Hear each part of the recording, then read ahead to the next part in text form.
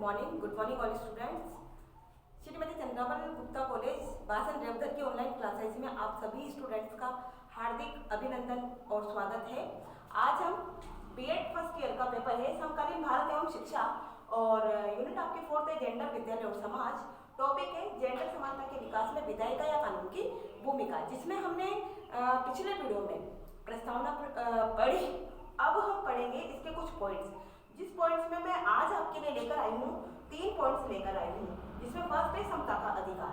समता का अधिकार यानी कि समानता का या समता का अधिकार किस प्रकार से आम नागरिकों को प्रदान किया जाता है और किस प्रकार से जेंडर समानता के विकास में कानून समता के अधिकार में अपनी भूमिका आम जनता से निभवाता है। तो समता के अधिकार का मुख्य उदाहरण अनुच्छेद 15 के अंतर्गत दिया गया है। यानी कि जो समता का अधिकार है उस समता के अधिकार का अनुच्छेद 15 के अंतर्गत अनुच्छेद दिया गया है। यानी कि समता के अधिकार का मुख्य उदाहरण अनुच्छेद 15 के अंतर्गत दिया गया है, जो अन्य आधारों के अतिरिक्त जेंडर पर आधारित भेदभाव का प्रतिबंध करता है। यानी कि अन्य आधारों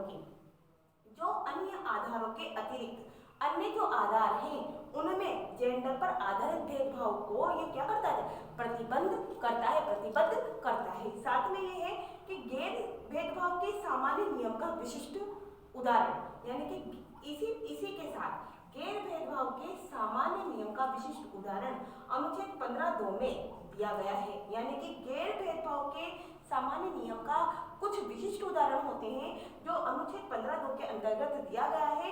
उस खंड में भेदभाव के कई आधार हैं। यानी कि इस खंड में 15(2) के अनुच्छेद का जो खंड है उसमें भेदभाव के कई आधार हैं और कई आधार उसमें दिए गए हैं। उनमें से एक है जेंडर भी है।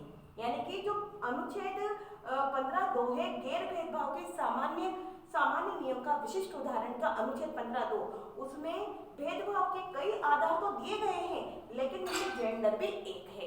जेंडर भी उसमें एक रखा गया है। अर्थात ये है कि किसी को भी जेंडर के आधार पर दुकानों, सार्वजनिक भोजनालयों, होटलों तथा सार्वजनिक मनोरंजन के स्थानों में प्रवेश अथवा पूर्णतः राजनीति से पोषित अथवा आम जनता के लिए समर्पित कुओं, तालाबों, स्नान घाटों, सड़कों तथा सार्वजनिक स्थलों के उपयोग करने के लिए अयोग्य नहीं समझा जाएगा। यानी कि कहने का मतलब सीधा सा ये है कि जो गैर भेदभाव के सामान्य नियम का जो विशिष्ट उदाहरण 15(2) के अंतर्गत जो दिया गया है उसमें जेंडर को भी रखा गया है। अर्थात यह कहा गया है कि किसी को भी जेंडर के आधार पर भेदभाव नहीं किया जाएगा। यानी किसी भी व्यक्ति के साथ जेंडर के आधार पर भेदभाव नहीं किया जाएगा, ऐसा अनुच्छेद कानून के द्वारा 15(2) के अंतर्गत रखा गया है। जिसमें कोई भी व्यक्ति चाहे वो दुकान पर जा सकता है, सार्वजनिक भोजनालयों में, होटलों पर, सार्वजनिक मनोरंजन के स्थानों में प्रवेश अथवा पूर्ण रूप से राजनीति में पोषित अथवा आम जनता के लिए जो समर्पित कुएं होते हैं, तालाब होते हैं, स्नान घाट होते हैं, सड़क होते हैं और सार्वजनिक स्थल होते हैं, उनका उपयोग करने के लिए उसको अयोग्य नहीं समझा जाएगा। यानी कि जेंडर के आधार पर कानून की विधायिका के द्वारा उसके साथ कोई भी अयोग्य व्यवहार नहीं किया जाएगा, उसके साथ कोई भी जेंडर के आधार पर भेदभाव नहीं किया जाएगा। ये किसके अंतर्गत है? ये है अनुच्छेद 15(2) के अंतर्गत।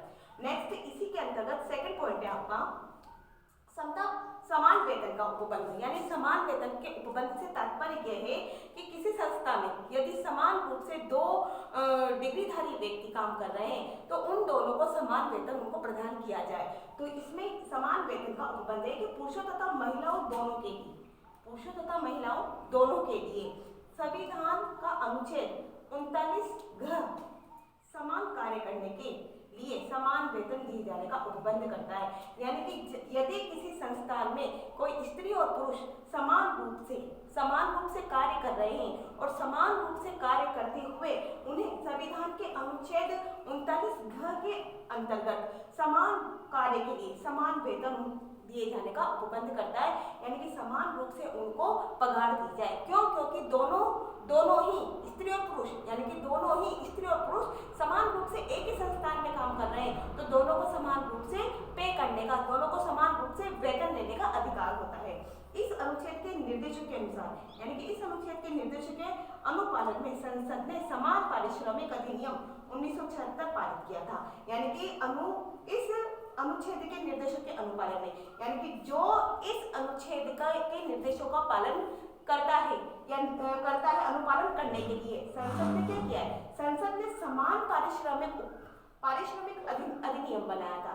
संसद ने समान पारिश्रमिक अधिनियम 1976 बनाया, जिसके अंतर्गत समान रूप से समान कार्य के लिए समान वेतन दिए जाने का उपबंध किया गया है। सेकंड, थर्ड पॉइंट है आपका मूल कर्तव्य से संबंधित अधिकार, यानी कि मूल कर्तव्य से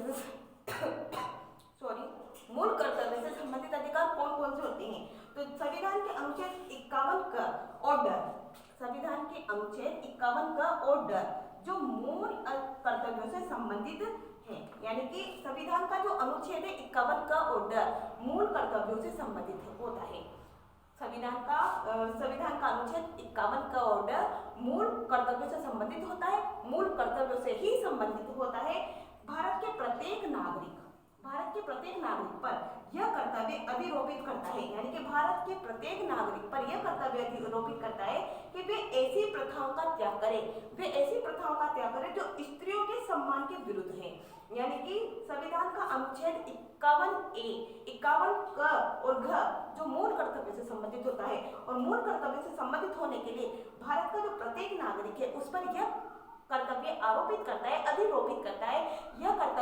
इस कर्तव्य का पालन करवाता है कि ऐसी प्रथाओं का त्याग करें, यानी ऐसी प्रथाओं का त्याग करें जो स्त्रियों के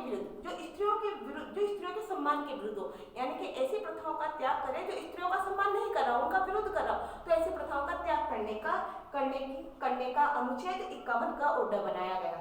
साथ में सन 1860 में जो भारतीय दंड संहिता थी, 1860 में भारतीय दंड संहिता ने भी महिलाओं के विरुद्ध अपराधों के लिए कठोर दंड की व्यवस्था की। यानी कि 1860 में भी भारतीय दंड संहिता नाम से महिलाओं के विरुद्ध कठोर अपराधों को, यानी कि अपराधों की कठोर दंड की व्यवस्था की गई थी। तो ये किसके अंतर्गत, मूल कर्तव्य से संबंधित अधिकार के अंतर्गत किए गए थे। आज हमने 3 पॉइंट कंप्लीट किए, समता का अधिकार, समान वेतन का उपबंध और मूल कर्तव्य से संबंधित अधिकार।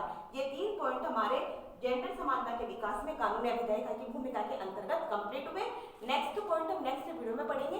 तब तक के लिए नमस्कार। सभी घर पे रहें, सुरक्षित रहें और ऑनलाइन क्लासेज लेते रहें।